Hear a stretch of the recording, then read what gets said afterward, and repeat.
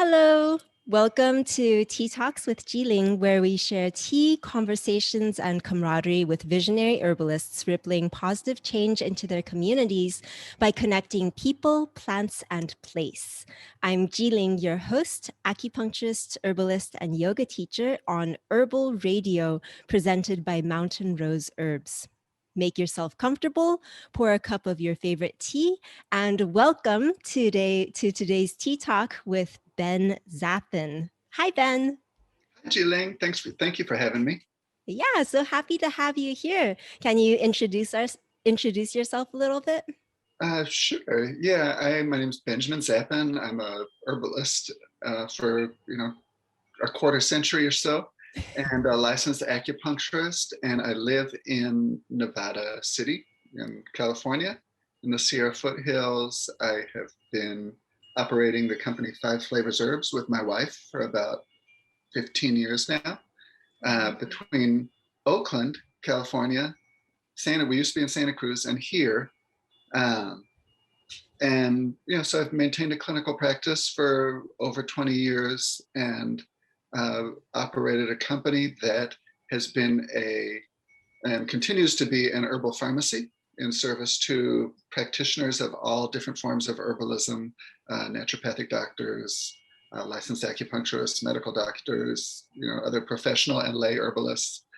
We also have a retail store, so we do get we're a street level herbal business and get to serve our community directly, and run an extract company, and so have learned the ins and outs of the industry in addition to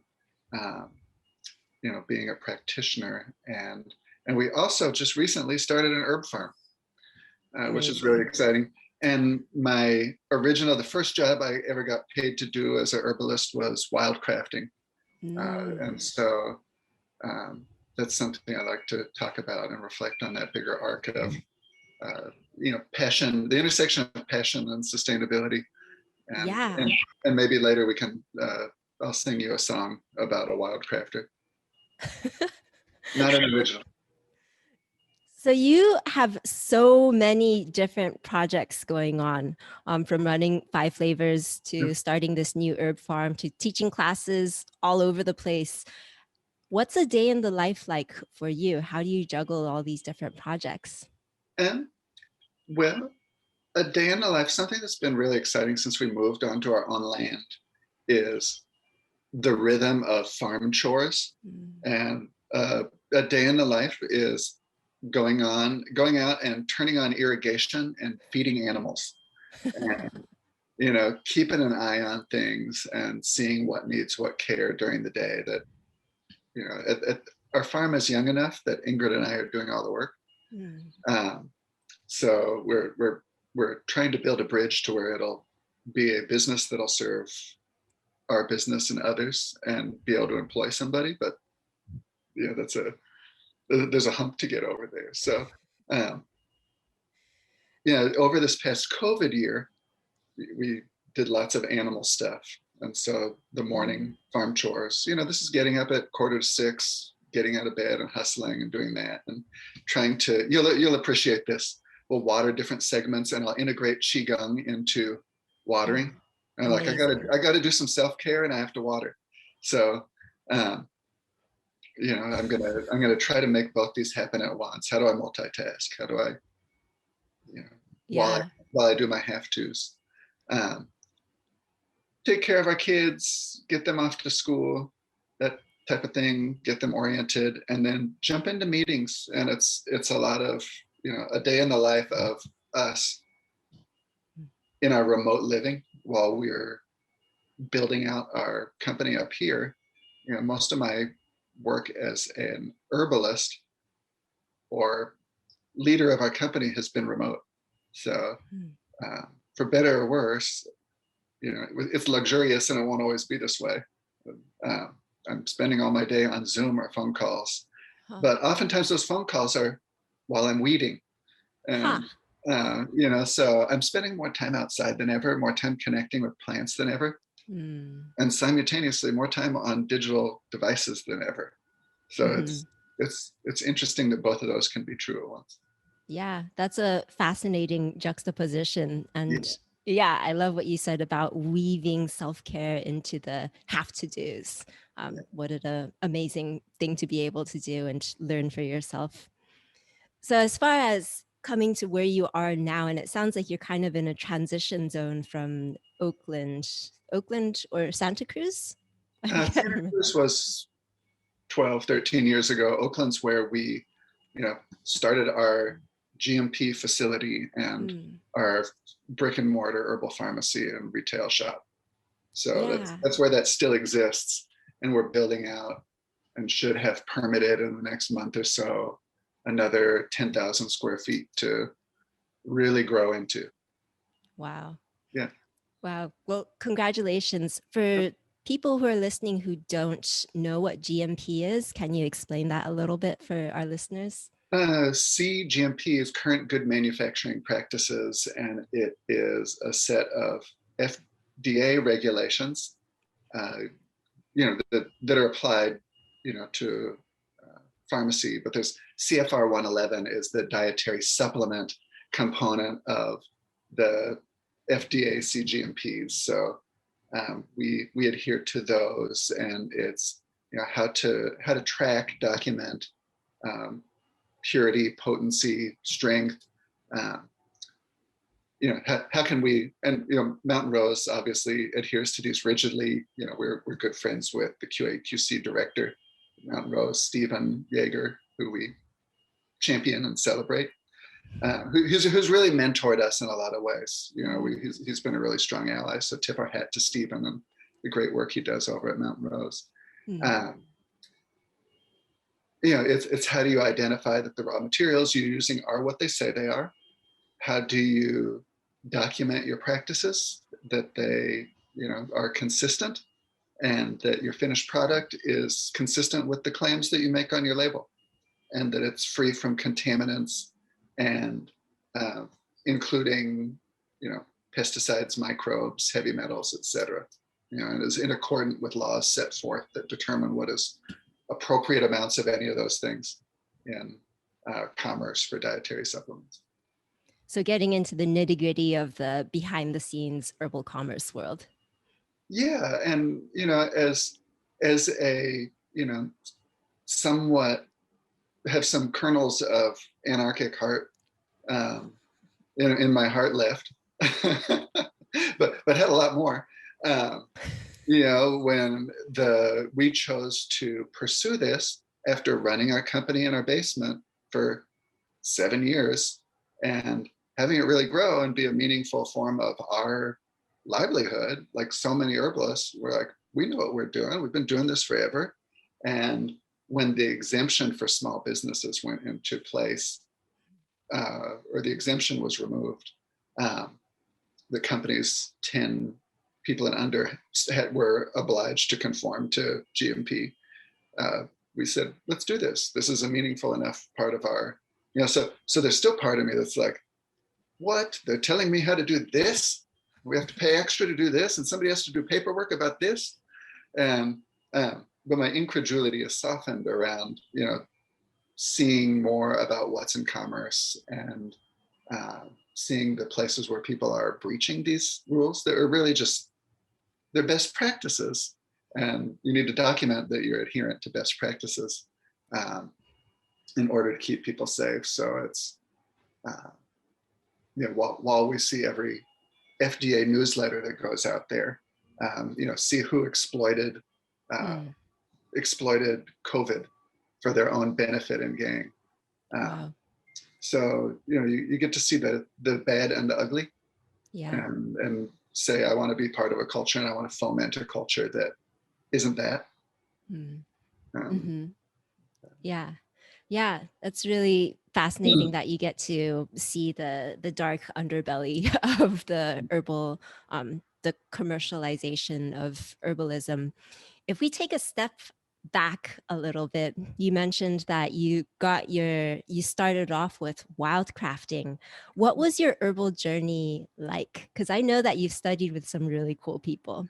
yeah, I was 20 and started studying at American School of Herbalism, which existed in Santa Cruz and was this really wonderful, exceptional cadre of educator practitioners founded by Christopher Hobbs and Michael Tierra.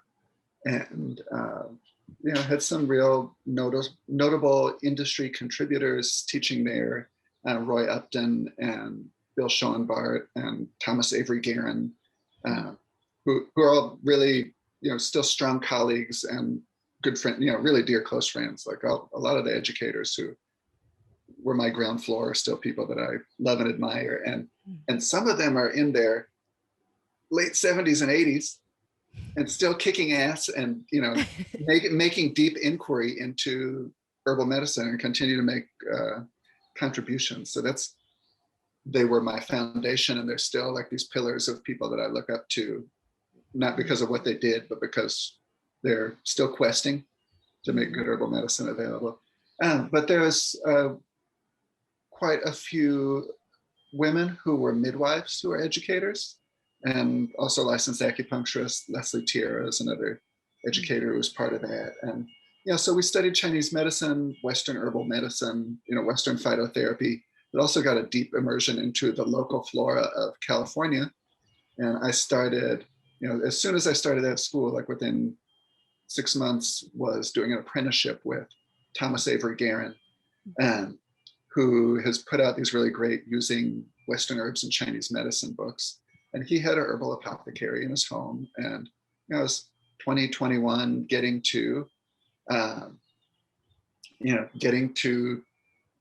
work my tail off, driving around with him in Western states, wild harvesting plants, bringing them home, breaking them down, and turning them into medicine, and serving them locally to other practitioners and their patients. And quickly I was developing more relationship with the plant and their therapeutic applications, and that was a vehicle for me learning to express them and taking them in my own life and giving them to other people and seeing what kind of results they got. Before it was clinical, it was more of a folk expression of herbalism with some rooting in traditional Chinese medicine. So feel really blessed and thankful that I got to do that. And that's still a reference point for me. And I still go to some of those places to wild harvest that I was taken, and still connect with those places. Some places I've chosen to not harvest anymore, but still like to go and connect with those landscapes because they've been part of the rhythm of my life for 25 years now.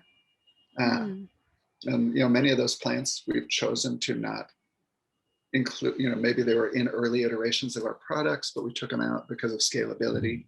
It's one thing when you're making a quart of something and are going to include it in 2 gallons of a proprietary formula, and it's another when you're making 20 gallons of that same thing.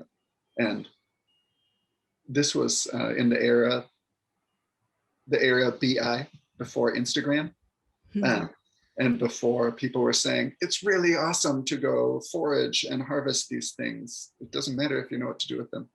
So felt I know there's other reasons that people are critical of wild harvesting, and I respect those too, but some of the seeing egregious trendy wildcrafting has turned me off to wildcrafting. Yeah. So on the topic of scalability, I know that you're passionate about utilizing both botanical analogs and commerce as substitutes for popular plants to wild harvest. Can you tell us a little bit more about that? Sure. This represents that pivot. For so long, we're looking at how can we use, the first class I went to, Thomas and Michael Tierra were standing there, and they're like, this is frontier. This is frontier, that we have all these stones to turn over of how can we use native flora in place of traditional Chinese herbs. So how can we substitute things that may be difficult to access or just out of a bioregional ethos and use them instead of that which is in commerce and traditional Chinese medicine. That's still exciting to me. And, that hooked me when I heard that. I was like, well, this is really compelling. And that's never stopped being compelling. Inversely, when you look at the sustainability of wild harvesting, especially if you want to bring it into commerce or it's becoming really popular.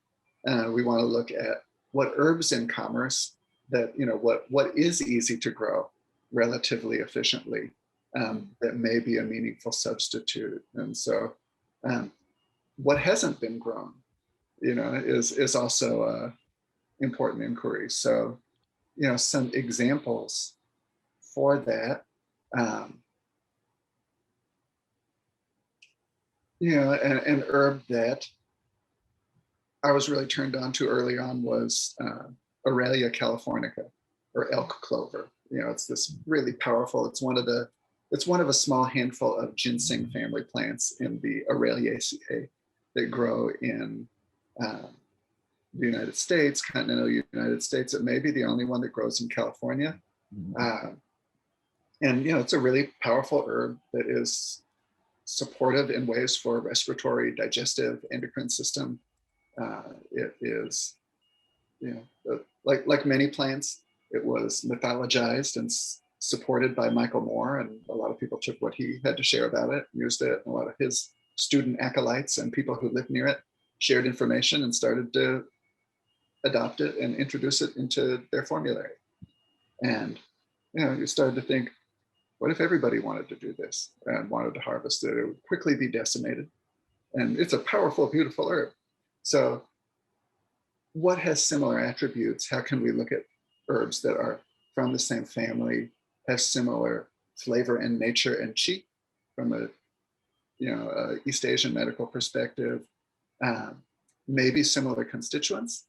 So what kind of conceptual and practical bridges can we build that may or may not always be related by phylogeny or botany or supported by biochemistry, but are going to elicit a similar result? And this in TCM, in East Asian pharmacopoeia or materia medicas, you'll see acceptable substitutes. And you'll commonly see acceptable substitutes that are not related botanically anywhere close.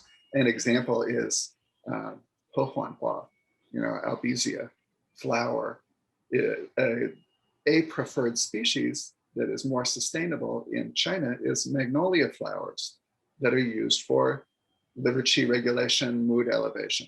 And you'll see them both in commerce in the West as Hohuanhua. So you'll see a magnolia flower and an albizia flower that are acceptable to use in place of each other. So in mapping these considerations out, what can we use in place for or build out in commerce? And there's not a nails it substitute for Aurelia, but you may consider using things like elecampane. What it's not as sexy, it's not as glamorous. It doesn't grow in redwood riparian areas that are enchanted forests, but it's really practical and it's really easy to grow. And the therapeutic potential outcomes and the herbs that you can formulate in conjunction with either inula or elecampane flowers, xuanfuhua, or the root have similarities. There's also differences, but that's an example. Well, I appreciate that you're making that inquiry for yourself and your business, as well as all the classes that you teach and the people that you reach. It's certainly an area of concern within the herbal commerce realm, and as herbalists, a responsibility that we need to take towards our plants that we utilize and work with. Another example like this really beautiful gentian, the gentiana that grow up here in the High Sierra that I like to grow, and I've used them therapeutically for years. And I'm done harvesting these. We can get gentiana that's grown, in other places. It might be grown in other continents, which has its own ecological detriments. So. All right. Did you get cut off saying anything? We could just start right back where we were. I don't think so. Okay, great. So we'll keep on going. Yeah. So the example of Aurelia, as well as the Gentiana, you noted the question of wondering what is easy to grow and cultivating that. And I'm curious, what are some of the botanicals that you're growing on your farm right now? Mhm. Uh, we're growing elecampane. We're growing inula. We planted up. People told us we're crazy. I won't disagree. Lemon balm, catnip. Uh, we have rows of these. We have, we're up to about 20 rows now. Wow. Blue vervain is blooming right now, which is really exciting and making me really happy. And the other part of growing these is I'm putting these things in my, putting fresh herbs in my tea all day. And I really like cold infusions, and growing tulsi and picking off the flowers and having cold infusion of tulsi all day long is really good. And with no shortage of stressors, we need more things to keep our liver chi moving than ever. Yeah. Some of these aromatic botanicals that relax tension are things that we're living more authentically than we have in the past. We planted up yarrow and echinacea and valerian and ashwagandha. Fresh ashwagandha is really, really heavenly. And it's just delightfully aromatic. That is fresh root being processed and harvested. The harvest. That's quite the list of beautiful plants, and most of them I notice are like really relaxing. Some of those liver chi moving that you were mentioning, nervines, a lot of beautiful nervines, and I'm just picturing the blue vervain in flower, and sounds amazing. Yeah, and it combines so well with skullcap, which we're also growing for so many things. That I've observed some other herbalists. I've observed David Winston likes to pair those, and that's something that at some point I had a gravitation towards, and feel like they're a dwayao. Yeah, they're friends. They are combined better than the sum of their parts. can you tell us what's 对药? Dwayao is a 2-herb form. It means paired herb, paired medicinal, and is a educational practice and study in traditional Chinese medicine where you look at the interactions and therapeutic capabilities of 2 herbs in partnership with each other. And I've used this as a building block guidepost for looking at how to work with herbs in the West, and be able to mix and match and say, well, this has this flavor, nature, and chi, these constituents. I can use this in place, and that might be guided by knowing that Oregon grape has berberine in it, and so I'm going to use that as my cold bitter herb. And elecampane, is in the Asteraceae family and has fructooligosaccharides and is warm and acrid, and does these things in the body. And instead of using huangbai philodendron or its berberine component, and sangju or atractylotus, which is also in the Asteraceae family and has all these constituents, I can use that warm acrid and cold bitter pairing east-west, either or, to achieve similar therapeutic benefits for treatment of dampness and heat in all 3 burners. So, so that's a common way that looking at the building blocks of formulas is taught in traditional Chinese medicine. It's how these herbs partner with each other and aren't just used as discrete entities or bigger formulas. So, another classic Chinese one that is Xiaoyao Gan Sao Tang, which is peony and licorice. And then how does peony interact with guajer or cinnamon twig? How does peony interact with buplurum or chaihu? Kind of puts the brakes on it. And there's these ways that these herbs dance together really well and have been studied and understood for a couple thousand years. And so I like to teach classes for Western herbalists of how to use these models for consideration for their formulation practices. Yeah. So one of the ways that you're considering combining Western herbs within Chinese medicine formulas is using this language of 对药, or the plants that dance really well with each other, and considering the nature, temperature, and qi of the plants. Mm-hmm. Yeah. So what are some of the classical or non-classical Chinese medicine formulas that you've modified with Western herbs, and how have you modified them? Yeah, there's two pathways to that question. There's what do I do clinically with people when I'm more active? You know, since we moved up here a year and a half ago, I have not been practicing as much, but was regularly formulating on the fly as a clinician or in our shop. And so there's what do I do every day? And some of the building blocks are very classically informed. Have, kind of dove deep into Shanghan Lun, Jinghui Yaola, canonical Chinese herb studies with a variety of teachers, including Arnaud Verslies, who I spent the most time studying with. And it's become, probably in the past 10 years, I'll say a strong intellectual current in contemporary traditional East Asian medical or Chinese medical studies. I say East Asian because a lot of really potent work studying these has been done or practiced in Japan or Vietnam or Korea, and the currents of scholarship are coming from those places too. Kampo is Japanese herbal medicine. It's all based on 2,000-year-old Chinese herbal medicine, but it's still very much a Japanese way of expressing it. So studying those styles and those formulas, that form the foundation corpus of TCM formulation. And so, those bupleurum formulas and the formula families associated, the Wager cinnamon twig formula families are probably what I use the most, in addition to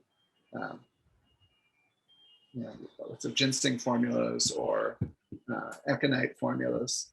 And so modifying those on the regular is a regular practice. For our company, things that we've made proprietary products, have developed some bupleurum based formulas and have developed some Wager or cinnamon twig based formulas. And a favorite formula of mine that is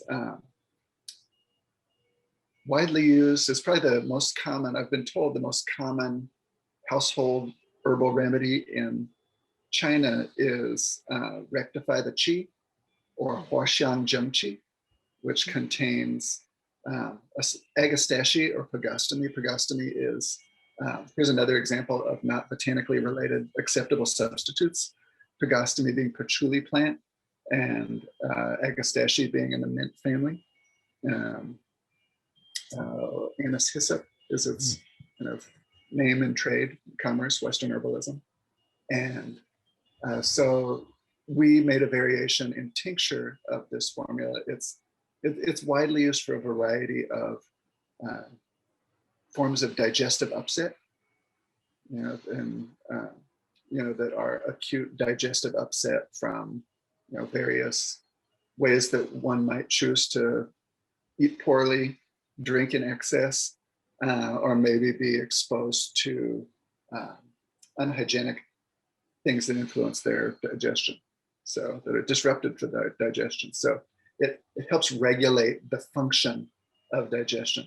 And as one of my teachers, I always like to think of this like, the Chinese invented functional medicine. You don't need a lab test to do it. You're upregulating function of all these systems, and you're using tongue and pulse. And don't let somebody sell you a $300 lab test to tell you that you need, warm acrid herbs and cold bitter herbs to treat dampness and heat in your large intestine, and then, like we just talked about.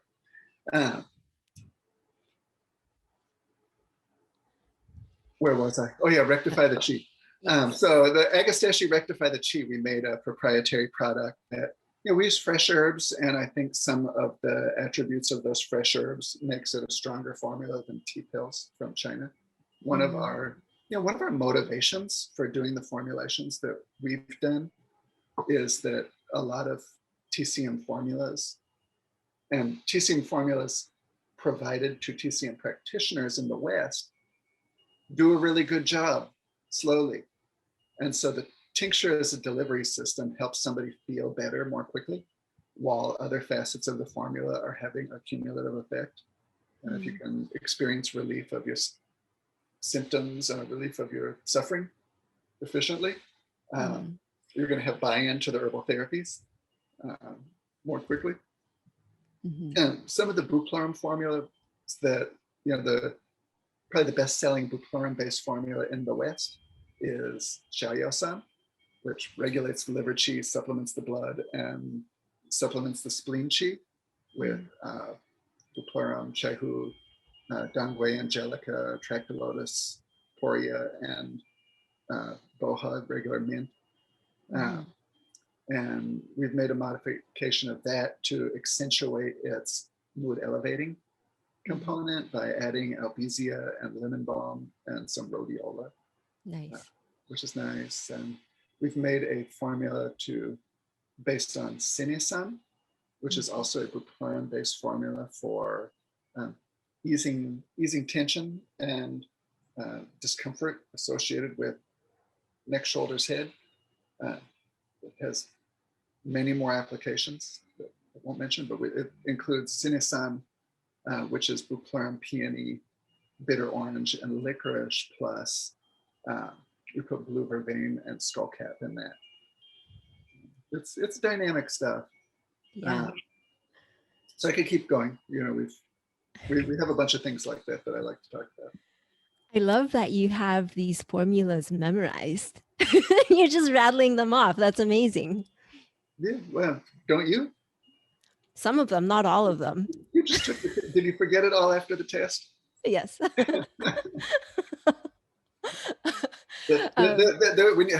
How many formula related questions were on your licensing exam? Not that many, really. There were maybe 200 questions and maybe only 15 questions about formulas. Not that many. That's amazing. When I took it, that's all I wanted to study. There's 3 questions on my licensing exam. Wow. Yeah. And the answer was they were all related to Ganmai Datsao. Oh, well, that's a really easy one. Which, I'll make a plug for, it's licorice, wheat, sprouted wheat, and jujube formula.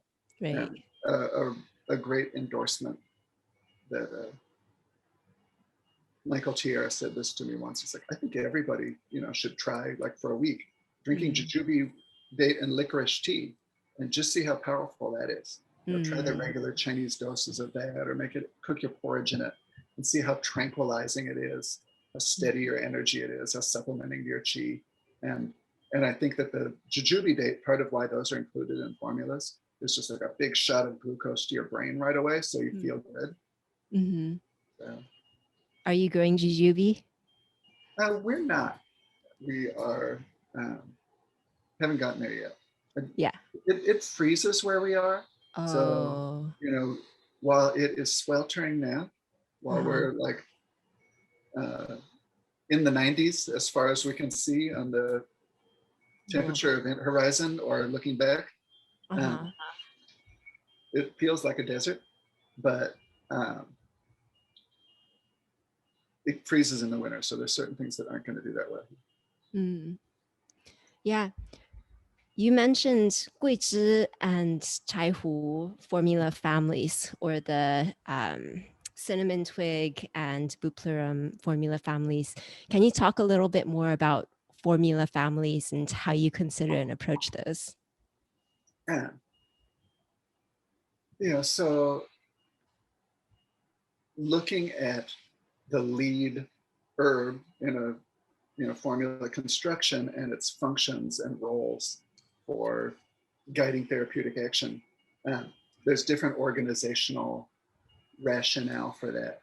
And in the lineage that I studied with Arnaud, he presented this as based on his teachers and his particular lineage that he was holding, which is not how I practice currently necessarily, but they had very strong and strict pulse associations with each formula. So, wiry pulse on the left Guan Chaihu formula, floating pulse on the Sun position, Guizhi formula.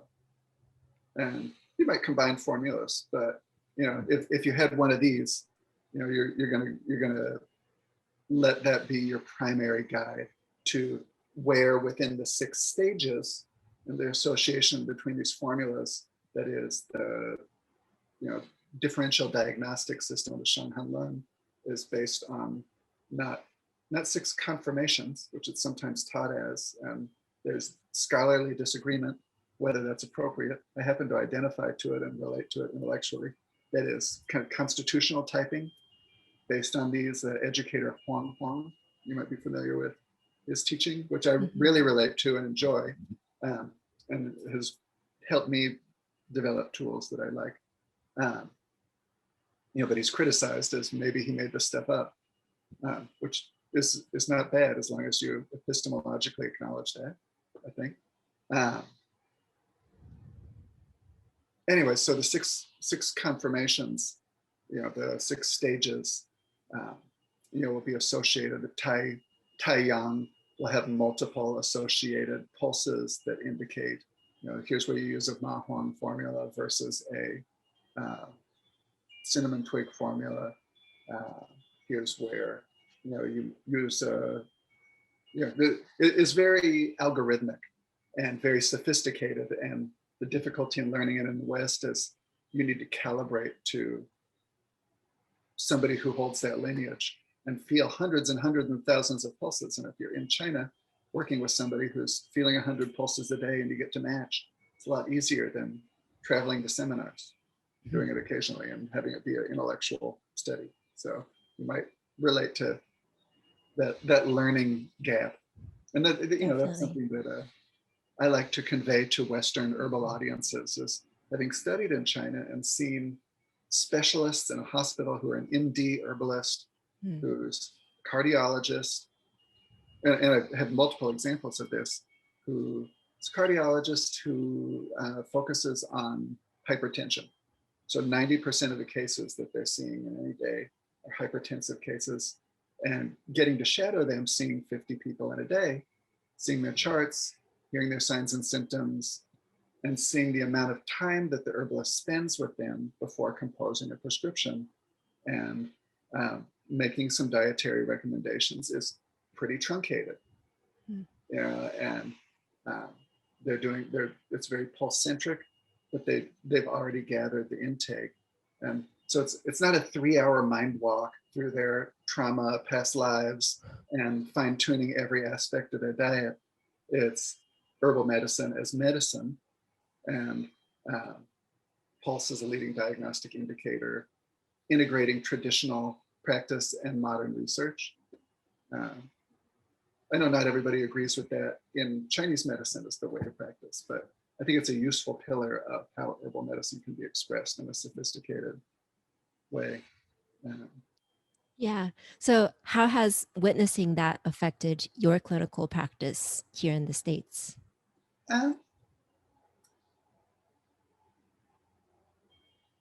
Witnessing that is strengthened my convictions around integrative medicine. And I like to be really hands-on. I like to develop a therapeutic relationship. If I like somebody, I may want to spend a lot of time educating them about diet and hearing about their stuff and getting to know them. But as a herbal clinician, technician, prescriber, I don't always feel like I need to spend a lot of time with people to arrive at what I ultimately think is going to serve them the best. And so, I feel like a lot of times I see somebody come in, I read their intake form, And I have a set of 5 to 10 questions that's going to get me to probably 90% of what I think they need without overthinking it. And it doesn't mean I cure everybody's everything, but that's my style. And so I think I may give people the most honest value of my skill set and in a streamlined way. And so there's both a confidence in the medicine and the set of diagnostic tools and a confidence in my ability. I say, great, here we are. I'm going to ask you 5 or 10 questions, and I'm going to give you something that I have a conviction is going to serve your health. And that's not the only way I practice, but that's a way that I practice that is informed by,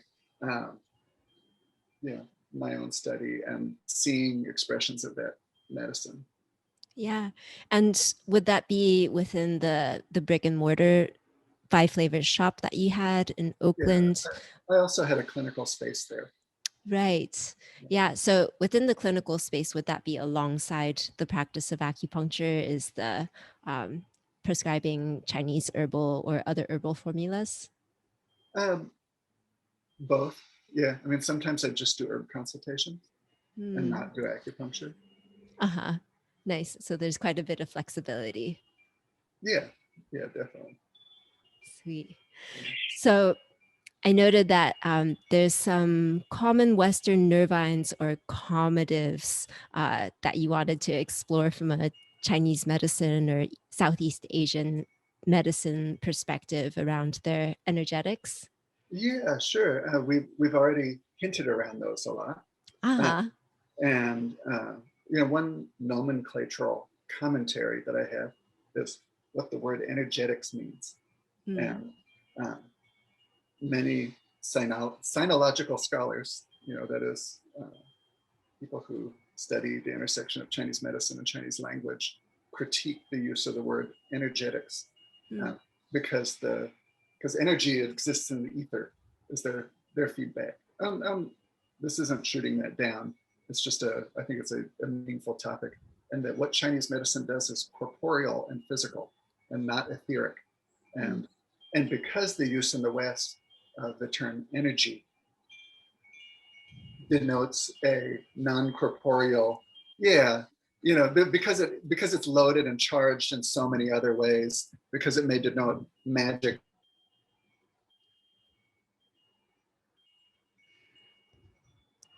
It's using the term energy to denote. We skipped out a little bit for a minute there, right? We skipped out a little bit. Yeah. So last thing I heard, I'll just make a little X, was denoting magic. Yeah. So magic or that which we don't understand. And the contrast is that the flavor, nature, chi, the warming flavors, flavors very much denote action.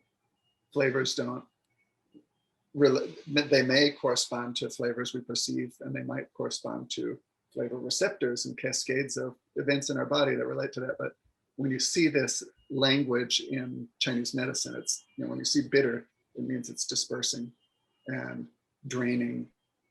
Or when you see acrid, it means it's dispersing. And when you see sweet, it means it's supplementing. It doesn't mean this is how you're going to perceive it in the Western palate. And so that's not an energy. That's a thing that it does. It's a code for the herbalist to understand. But if I start using the word energy, I'm talking about Chinese medicine, just to confuse the listener.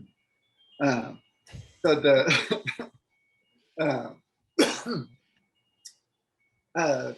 skullcap, skullcap is very much a bitter herb and draining. And it's interesting that you'll see it show up as a nervine that supplements, nourishes, restores the nervous system.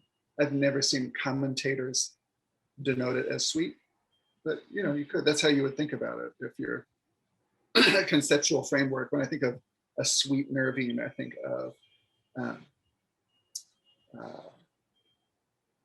wild oats. The supplementing quality, the restorative quality to the nervous system, in conjunction with the sedating, calmative function, so it might be considered sweet and salty. Mm-hmm. So most of the mints, like in Chinese medicine, many mints in Chinese medicine do regulate the liver qi. Mm-hmm.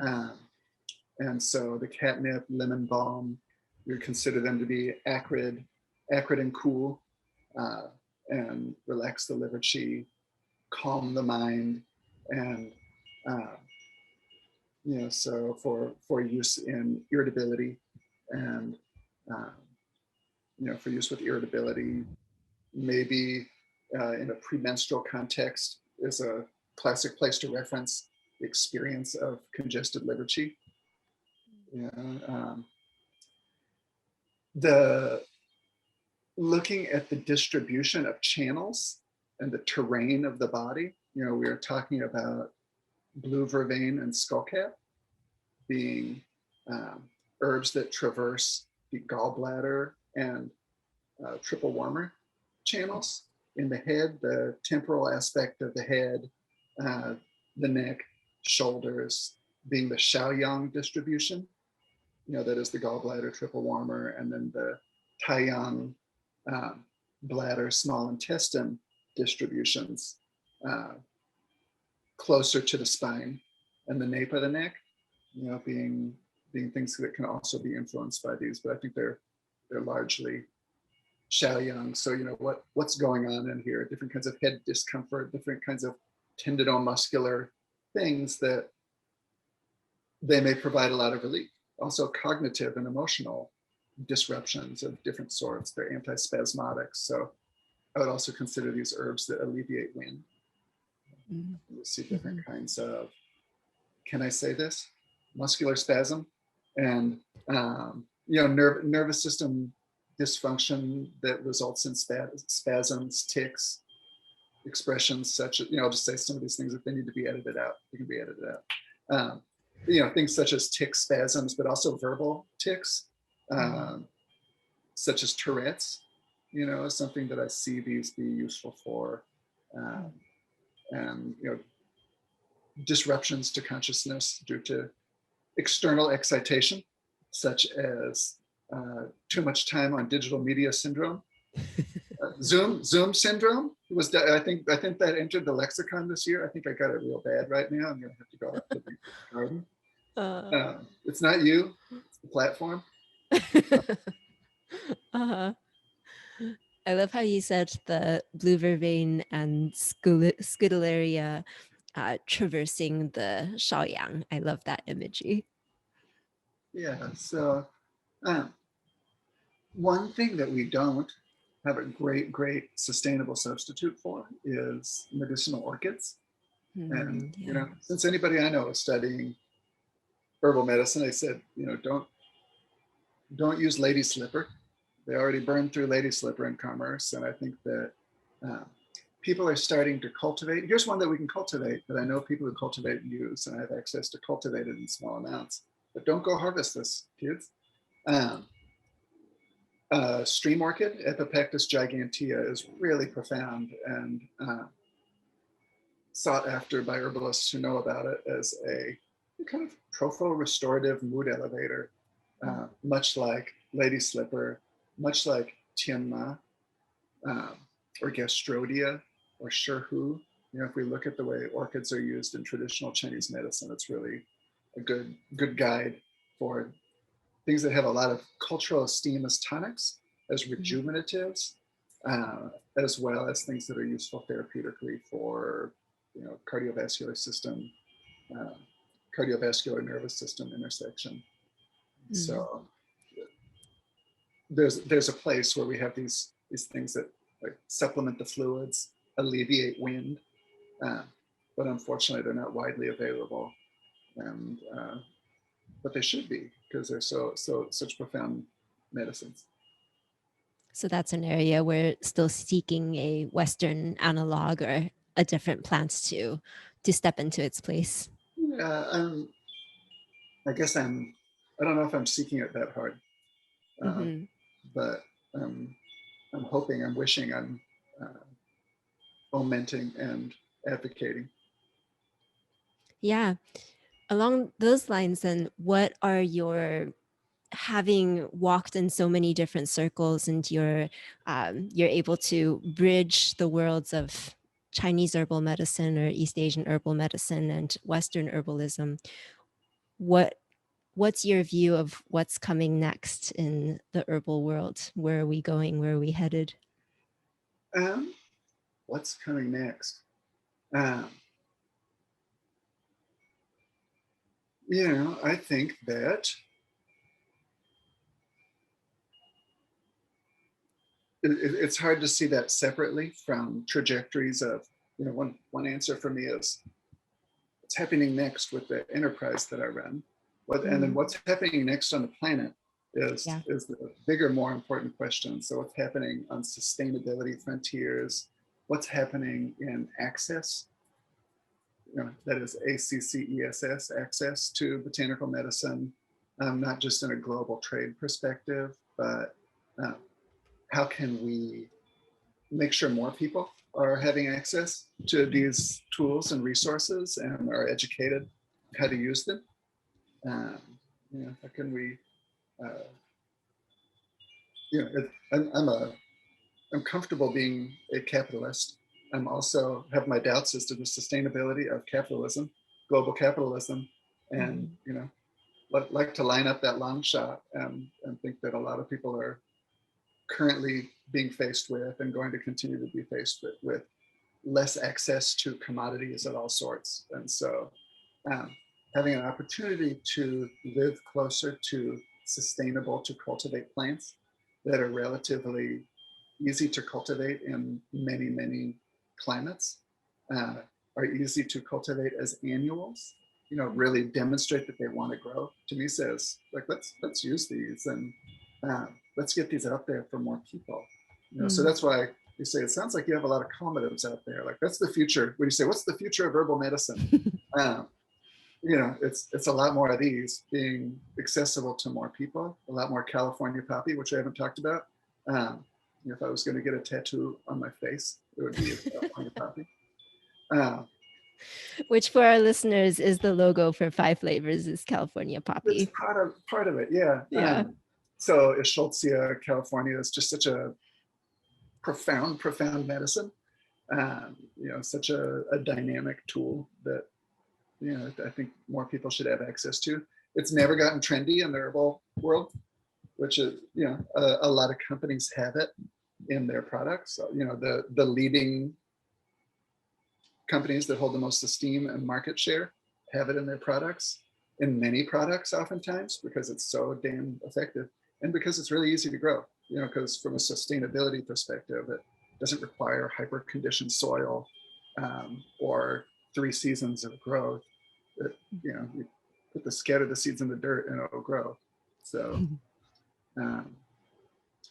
that's one area of the future. Another aspect of the future is herbs being welcomed into integrative medicine is a future I'm a big enthusiast of, related to access.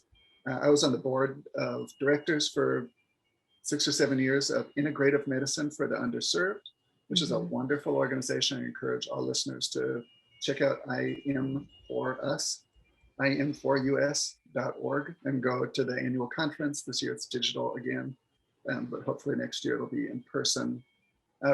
Really profound, diverse organization in that the membership and participation is fairly professionally diverse. It's a lot of physicians working in federally qualified health centers and allied health professionals looking at how to get good quality integrative medicine to as many people as possible. So we're looking at low cost, low input, high yield delivery systems. And so that's part of what we just talked about with sustainability and herbs and how to deliver those to more people. And one of those forums is through people who are already accessing people and providing them healthcare services, who are already seeing 30, 40 people a day and influencing their decisions, their health decisions. Another frontier is also, entering into formularies and advancing herb-drug interaction. Something Ingrid and I love to teach together about is herb-drug interaction courses that aren't just, you know, who's the boogeyman in the room, like how to be risk averse, but also how can we create therapeutic strategies and critical thinking pathways in interdisciplinary conversation between trained herbalists and, you know, other types of allied health professionals, physicians, psychiatrists, etc., that aren't prescribing herbs or recommending them. A large part of my practice historically has been people with fairly significant mental health concerns, many of which are on, or most of which are on, significant psychiatric medications. And so understanding how to support people who this is part of the definition of their life, and also how to communicate with them or support them in communicating with their psychiatrists about their choices, their wishes, and their therapeutic treatment plan that's at the intersection of different clinicians guiding them. So that's a frontier that I hope to instigate.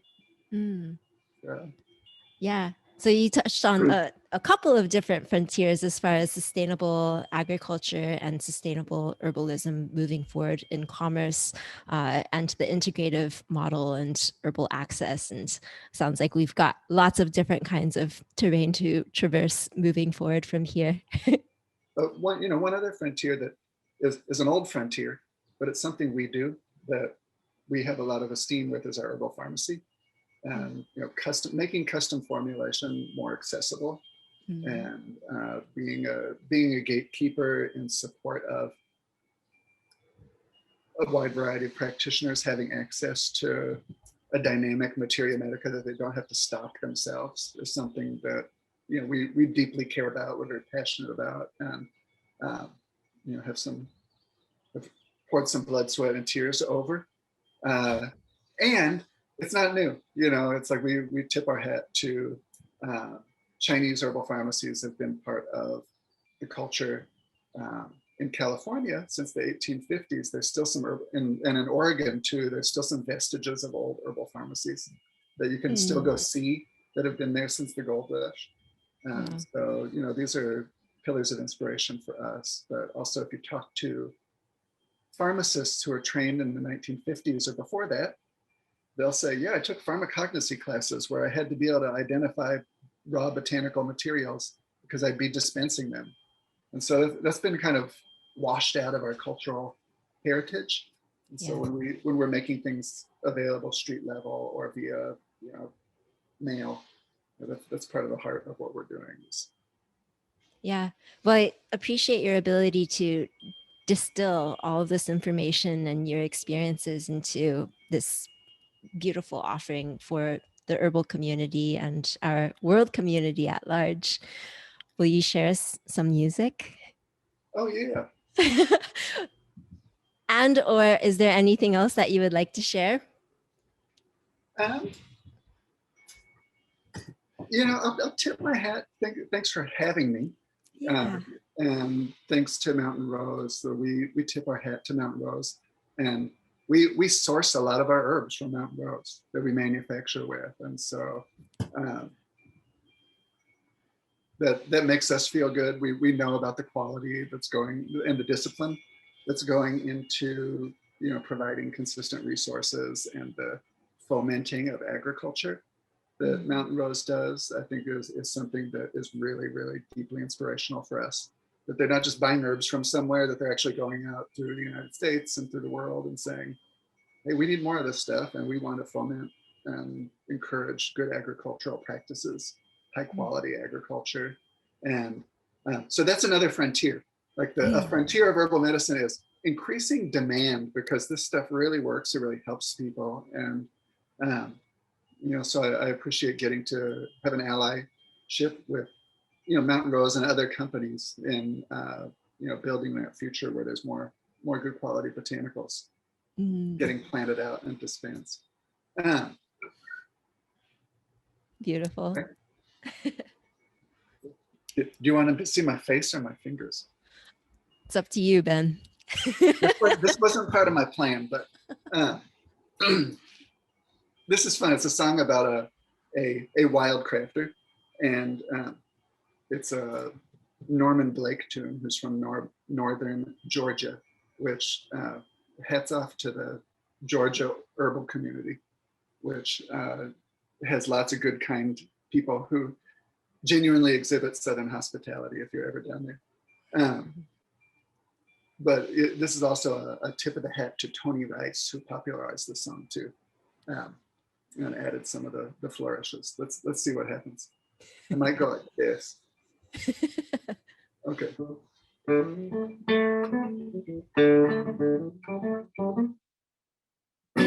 Okay. Starting over here. Mason, starting over.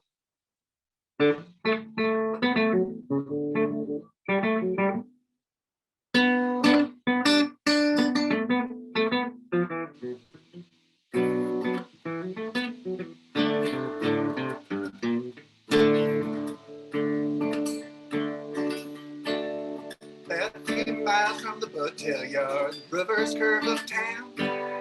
Little ways back from the railroad tracks, Sullivan's sack was found down by the higher ground.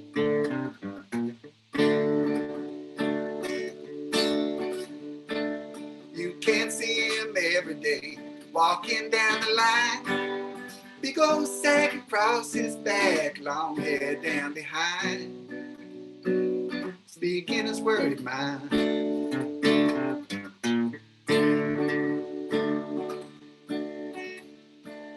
Long way from the Delta to the North Georgia hills. Tow sack full of ginseng won't pay my traveling bill.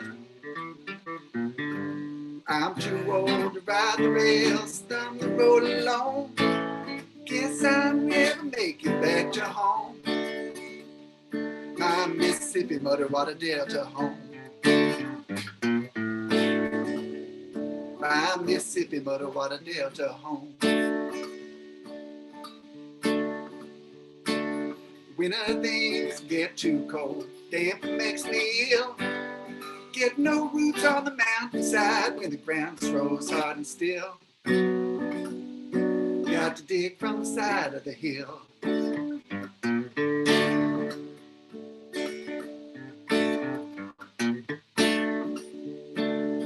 Summer things will warm up, companies will pay high. Dig enough roots to pay my bills, sing these mountains goodbye. Then he said with a sigh.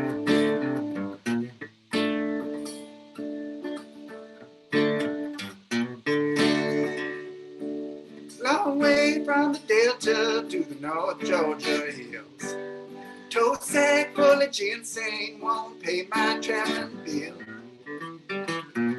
I'm too old to ride the rail, thumb the road alone. Guess I never making it back home. My Mississippi muddy water Delta home.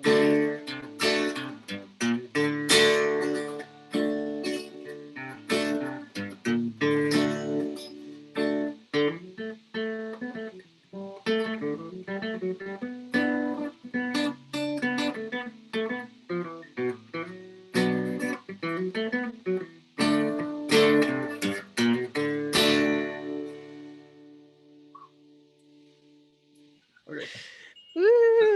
So that's Ginseng Sullivan. Ginseng Sullivan. Ginseng, like ginseng. Yeah, there's even a little instructional part about dig from the side of the hill. Yeah, exactly. So it's a song about you and your youth. The wild crafting Ben. Yeah, I once went out and hung out with a family member of mine, kinfolk of mine from the West Virginia, Kentucky, Ohio, tri-state area. And my cousin had worked in traveling medicine shows where they sold real snake oil in the 40s. And he sang, and he did like an old timer thing with his wife. And that's what he did. He was in his early 80s when I hung out with him. And he was like, we're going to go to the, what did he call it? Like a flea market. And I went with him for a weekend to the Hillbilly Flea Market. And And at the Hillbilly Flea Market was unregistered guns, hunting dogs, people's canned vegetables, my cousin in his 80s and I playing along with him, singing his songs, and people who were like old alcoholics who camped out in the woods and harvested ginseng and sold them to a broker. And so, you know, got to see that like illicit root digger tradition and illicit brokerage a little bit up close, and you know, talk to these guys and see guys coming up, like watching them exchange money for some American ginseng that was not that much bigger than my thumb, getting paid for it, and know that they were going to go buy more booze with it. It's a trip. So wow, I have a different frame of reference aside from my own wild harvesting exploits. For that you've got the best stories, Ben.